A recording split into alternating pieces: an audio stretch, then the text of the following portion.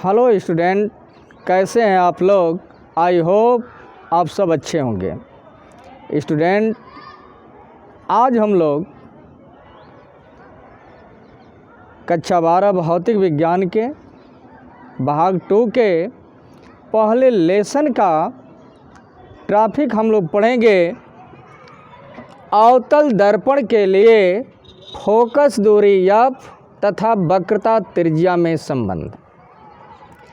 तो इंग्लिश होगा इसका relation between focal length F and radius of curvature for a concave mirror. Student, सबसे पहले आप लोग जानिए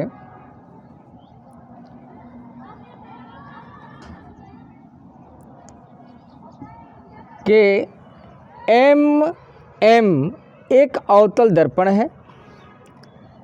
इसका ध्रुव पे, मुख्य फोकस एफ और वक्रता केंद्र सी है। इस पर आप जानते हैं कि जब प्रकाश की किरण मुख्य अक्ष के समांतर जाती है तो दर्पण से परावर्तन के बाद मुख्य फोकस से होकर गुजर जाती है। तो इतनी बात आपको समझ में आ गया होगा। और प्रकाश के परावर्तन के नियम से आप जानते हैं कि आपतन कोण आई, ये देखिए सी से हम लोग बी पर इस आपतन बिंदु पर अभिलंब खींचे हैं, तो अभिलंब और आपतित किरण के बीच बनने वाला कोण आपतन कोण आई, और ये परावर्तित किरण है तो परावर्तित किरण और अभिलंब के बीच बनने वाला कोण होता है परावर्तन कोण। तो इतना आपको समझ में आ गया होगा। तो आप लिख लीजिए कि माना एम डैश एक अवतल दर्पण है।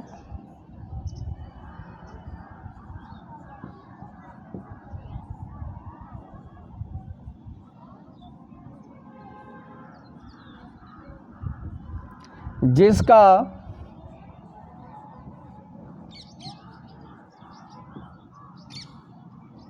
ध्रुव पे, मुख्य फोकस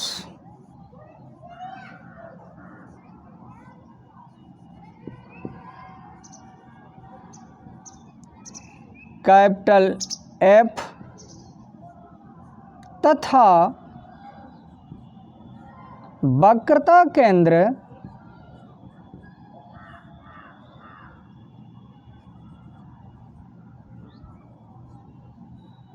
सी है।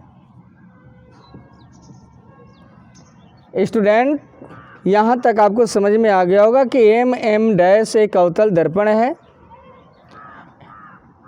ध्रुव P है, मुख्य फोकस या वक्रता केंद्र C। अब समझिए ए बी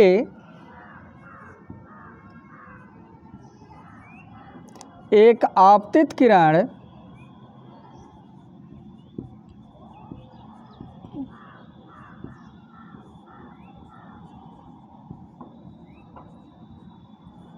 है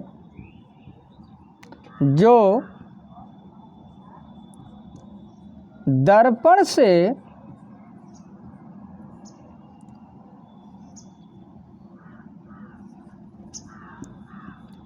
परावर्तन के बाद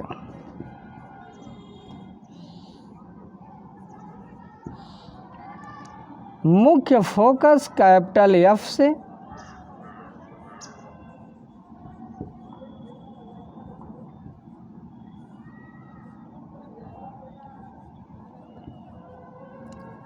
होकर जाती है।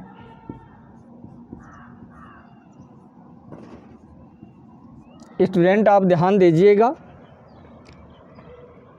और सी से बिंदु बी पर, बिंदु सी से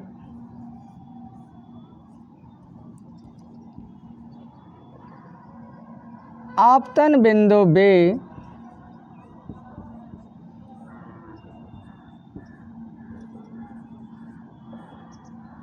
पर अभिलंब खींचा गया है।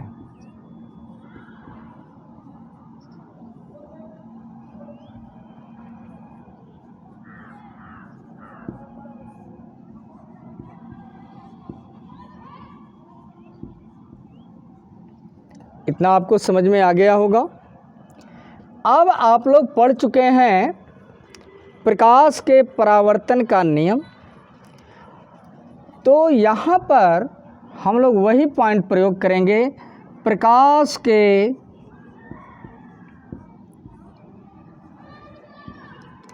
परावर्तन के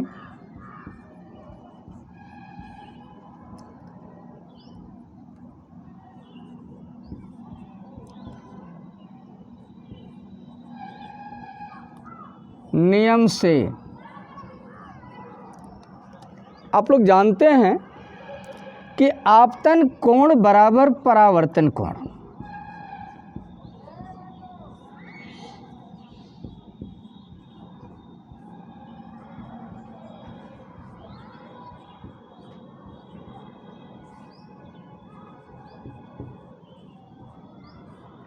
आपतन कोण बराबर परावर्तन कोण।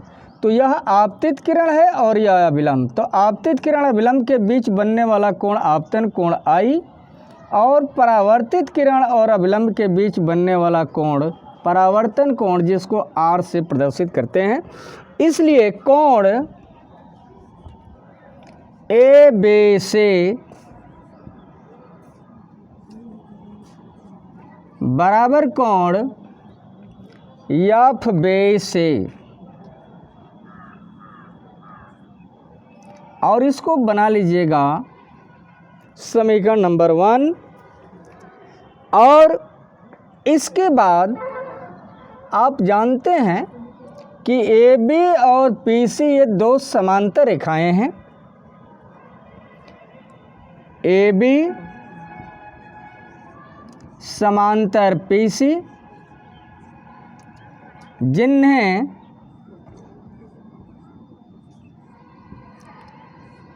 तिर्यक रेखा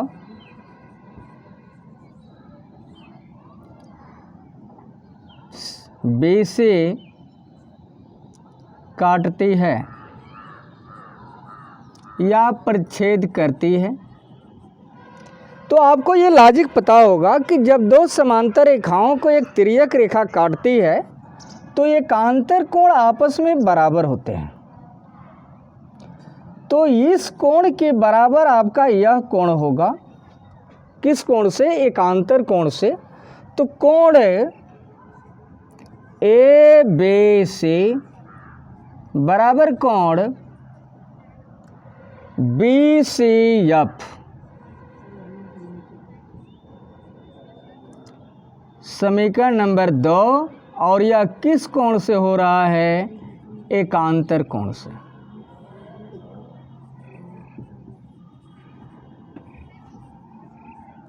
यहाँ तक आपको समझ में आ गया होगा। यदि आप स्क्रीनशॉट लेना चाहते हैं तो आराम से ले लीजिए। इसमें दो ही चीज़ लगाना है, प्रकाश के परावर्तन का नियम, और एक जो है आप लॉजिक जानते हैं कि जब दो समांतर रेखाओं को एक तिर्यक रेखा काटती है तो एकांतर कोण आपस में बराबर होते हैं। इस तरह से दो समीकरण बना आपको समझ में आ गया होगा। नोट कर लीजिए आप लोग। अब इसके बाद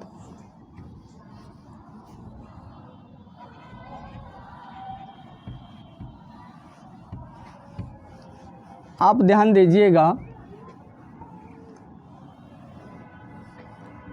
समीकरण 1 और 2 से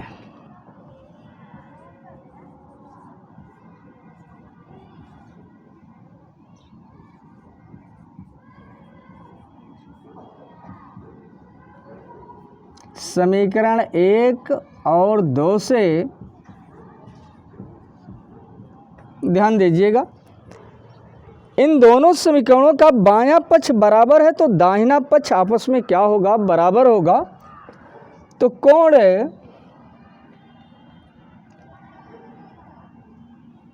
BCF बराबर कोण FBC।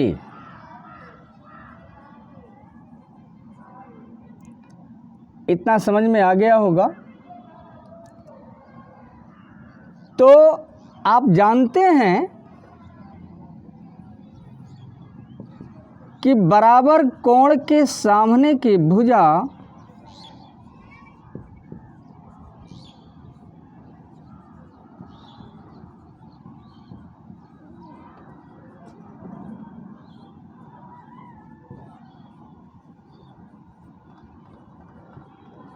बराबर होती है।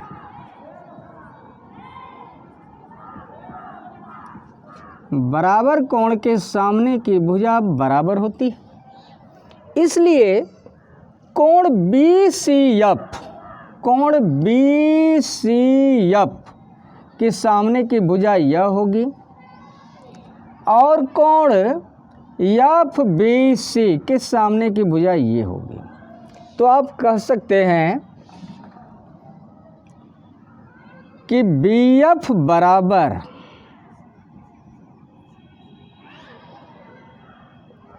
CF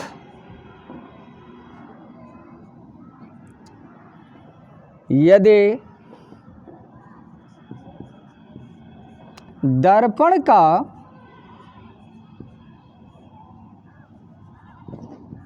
द्वारक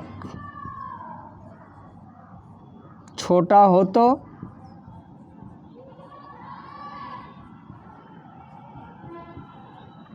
बिंदु B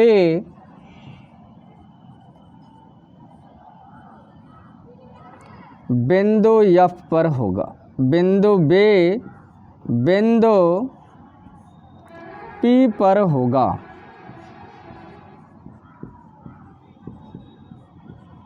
तब क्या होगा, इसलिए B के स्थान पे आप क्या लिखेंगे, P। तो PF बराबर हो जाएगा CF। यहाँ तक आपको समझ में आ गया होगा। और ये मिटा दे रहे हैं, आप लोग लिख चुके होंगे। अब क्या करिए कि दोनों पक्षों में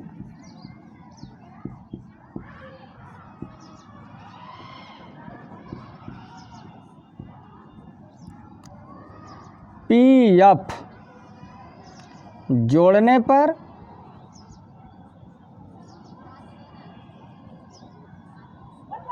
तब क्या होगा, पहले से है PF और इसमें आप जोड़ दीजिए PF बराबर होगा CF प्लस PF।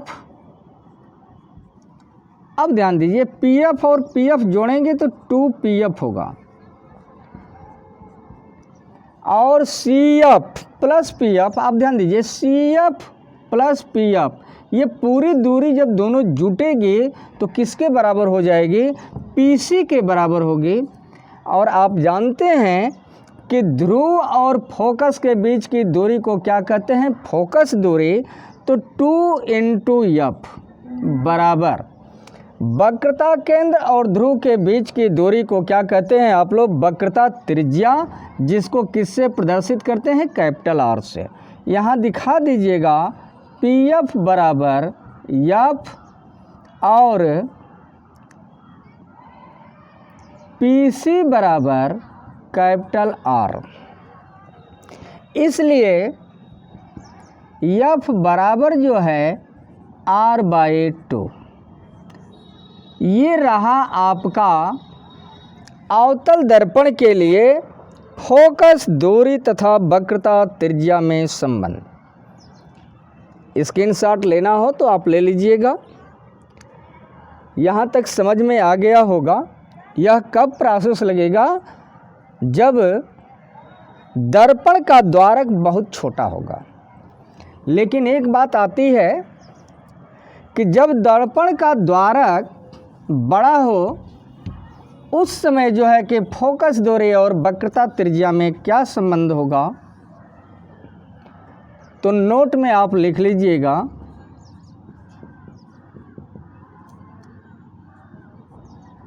कि जब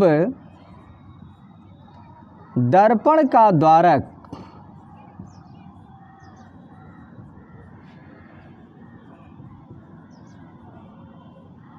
छोटा न हो तो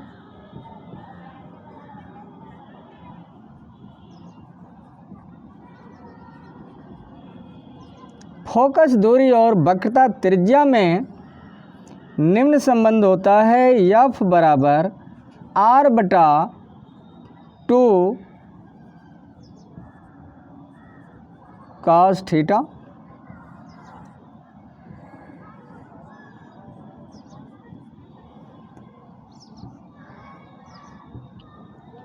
यहाँ तक आपको समझ में आ गया होगा। स्टूडेंट, आप लोग से रिक्वेस्ट है कि यदि आप चैनल पर नए हैं तो चैनल को सब्सक्राइब करिए, लाइक करिए और कमेंट में अपनी राय ज़रूर दीजिए कि यह वीडियो आप लोग को कैसा लगा। Best of luck. तब तक के लिए हम लोग अगली वीडियो में फिर मिलेंगे। धन्यवाद।